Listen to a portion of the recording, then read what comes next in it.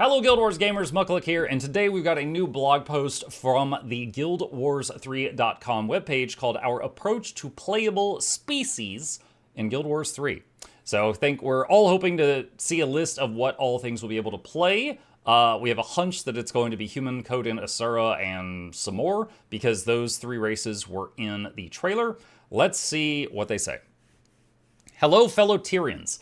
Today we're going to kick off conversations around one of the hottest topics we've seen being discussed across the Guild Wars community since the announcement of the game. It's time to talk about playable species in Guild Wars 3. Note, while we've previously used the term playable races for Guild Wars 2, over time we felt it didn't accurately describe the biological differences between the peoples of Tyria, so we'll be using playable species for Guild Wars 3 going forward.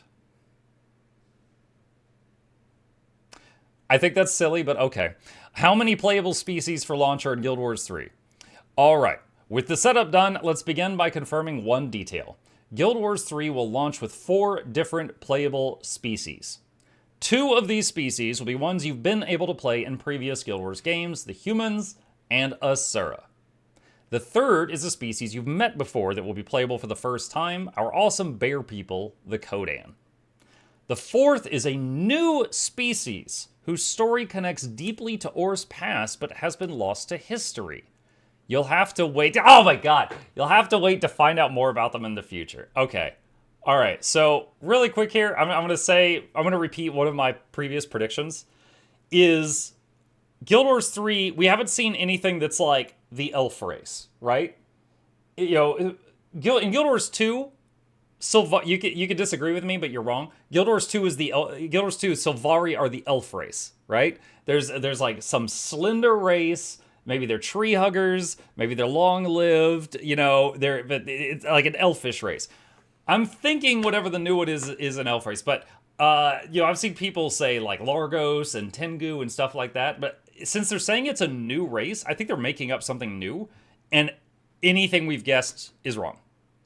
I think anything that we've guessed is wrong, because they said it's a new one. So it's not Salads, it's not Char, it's not Tengu, it's not Largos, it's not Choya, thank God. And, you know, it's not Skrit. You know, it's something that they're just making up. I don't know. Long Quaggan, shut up. Starting next week, we'll tell you more about the lore of each species and what makes them unique in Or during our timeline and upcoming blogs penned by members of our studio's narrative team. Different approaches for different games. In Guild Wars Reforged, we focused on the story of humanity, starting on Ascalon and later expanding to allow players to create human characters from Cantha and Ilona. The game and the stories told were human-focused, and so the roster of playable species was never expanded beyond humans. In Guild Wars 2, we introduced 5 different playable species: humans, Asura, Norn, Char, and Sylvari. The species were built with bespoke personal stories, environments, cities, animations, and cosmetic options. This investment helped make each species feel distinct and aligned with our high-level story theme of Tyria's species being separated at first, but having to band together to succeed. It also established a scope and quality bar that made adding another species a major cross-disciplinary undertaking, meaning that same quality bar for an additional species would require substantial work across narrative world art, animation, character art, and other systems. This has made adding a new species incredibly difficult to prioritize alongside the other content and features that we continue to build for Guild Wars 2. All right, so I want to pause there to talk about this for a second. So when they add a new race, think about back when you made your character. You know, you picked your race, you picked your gender, you picked like a background, which affected your story. There was like a bunch of branching story paths from like level 10 to 20 and 20 to 30 and so on. So they had to build out all of those stories. And I think one of the things that takes the most amount of work is the armors, because every item that exists in the game has to be adjusted to fit the new race. So the longer they waited before possibly thinking about doing this, the more work they would have. It's like every boot, every pants, every shoulder pad, blah, blah, blah, blah, blah, has to fit the new race. So that's a massive undertaking, you know, the more items and armors and weapons that are in the game going forward. That said, I still think it would be cool if they did add, stuff. And there's different ways to do it. Like, for example, just to draw from my experience in World of Warcraft, when they added Death Knights, you could not make a Death Knight on a brand new account. I believe when you had to have a character above level 55. Then, if you wanted, you could make a Death Knight. But the Death Knight newbie zone was a level 55 zone. They started at 55 and ended at level 60, and then they, or more like 58, but they got out of the newbie zone. So they didn't have to make a whole new level 0 zone, a whole new level 10 zone, a whole new level 20 zone. They didn't have to redo the early stories for the Death Knights. They just had them. It was like, okay, well, it's a Death Knight. This person died. They were brought back. They were already established. So they come out of the newbie zone around level 60. So you could do something like that to not have that early game stuff. You could just say like, oh, you could play Tengu, but the Tengu you meet are from the land behind the wall of the Four Winds or whatever it's called, and they were already accomplished adventurers. So if you play a Tengu, you pop out and you're already level 50 or something. Like you could do something like that if they wish to. At the very least, I hope that they make the Guild Wars 3 system something, I don't know if modular is the word I'm working for, but it's close. But basically a system where if they wanted to, they could easily add races and or classes later. That's what I want to see. I want to see them build it from the ground up in a way where they could easily add more later if they want. For Guild Wars 3, we're once again focusing on picking the playable species for launch that best align with the stories and themes in the game. The 4 species you'll be able to play as are central to the story, cultures, and conflicts we'll explore in or at launch. Our focus is on making each of them feel deeply rooted in the world. They said rooted, it's salads. You'll note I said 4 playable species at the launch of the game. Oh, I think they heard what I was just talking about. This wording is very important as we're taking a different approach to building playable characters for Guild Wars 3 in order to support expanded options in the future. Thank you to whichever dev is in my chat that just edited the blog. I appreciate you. Designing for future flexibility. To help tell the stories we want to tell in Guild Wars 3, we are approaching development from the beginning with the goal of adding more playable species in the future. The story of the game for launch is a unified one, with all our player characters operating under the Veil Warden banner across the vast wilderness and pockets of civilization in Ore. On the technical side, everything about how we build playable species, including animation systems, rigs, and clothing, is being carefully examined to ensure the systems can be expanded. This means that if a species you are eager to play isn't in Guild Wars 3 at launch, there is always a chance that we might add them in the future. The only exception would be a species with an extreme body silhouette that would require extensive unique custom support that can't leverage the systems we've built. For example, Playable Forgotten with their 4 arms and serpentine body are not a viable option. That's what they want you to think, chat. They're trying to throw us off. Apologies to the community member who proposed that one recently. Play what you love. While I just want to say something, like, they could still do it, but yeah, it would be kind of weird. Because, like, imagine if you're playing a snake guy and you get new boots, and on the snake guy, it's just kind of like a wristband on the end of your tail.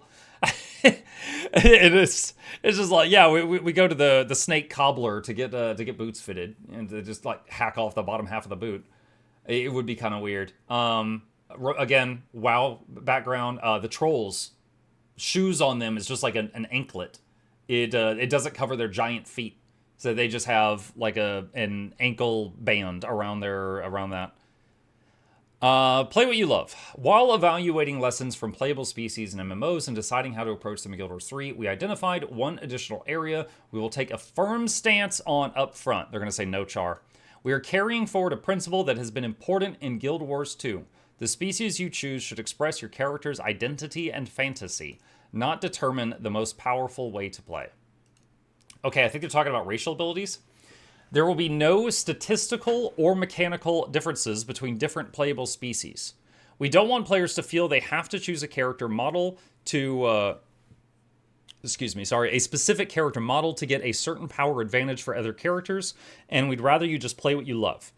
We realize many RPGs approach this differently, and it works great for them, but we feel like for Guild Wars, this is the right approach for us.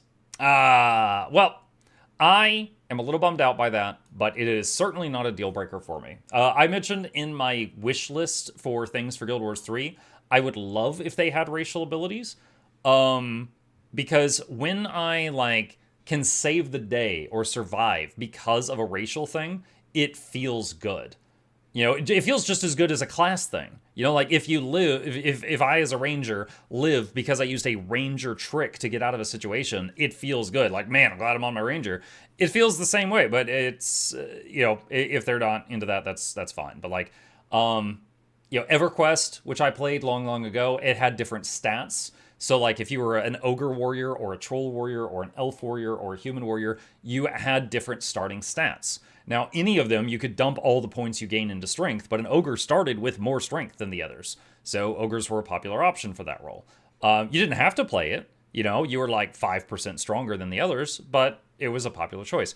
And then, of course, WoW had the racial, not stat differences. WoW had racials like, you know, undead at will the Forsaken. They could break out of a sleep spell or a charm spell. Orcs had like 5% more damage to their pets, so they made good hunters or warlocks. But again, if you didn't do it, it was fine. So I am kind of sad to see that they're not going that route just because I enjoyed it, but it's not a deal breaker for me by any means. All right, looking ahead.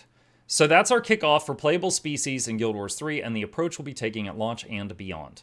We're really excited for you to meet the species you'll be able to play at launch, and we're just as excited to explore the opportunity to introduce new options to the game in the future. Next week, you'll hear from our narrative team, who will be introducing the first of our 4 playable species and telling you more about what makes them unique and different in the timeline and setting of our game world. Until next time, may the 6 watch over you. Signed, Colin. Okay, so let's see. For maximum trolling, what I'm guessing they're going to do is they will have a blog post show up, and it's going to be for either the human, the Kodan, or the Asura, and then the second one of the 3, and then the third one of the 3, and then our mystery one will be the 4th one. I welcome them to prove me wrong, but that's what I think is going to happen. I think the next 4 blog posts will be the 3 that we know, but we're going to learn more about, and then the mystery one. But what's really important is, can the Asura get wizard hats? That's what I think all of us are waiting to know right now. So that is the new blog post for Guild Wars 3 on species. Obviously a little tease, you know, we didn't get the information we most wanted, which was simply what are the races, but we did get some information we didn't previously have, so that's nice. So as always, there's a link to this in the description if you want to read it again yourself. If you got any questions, problems, thoughts, concerns, put them in the comment section down below, and I will fight you there.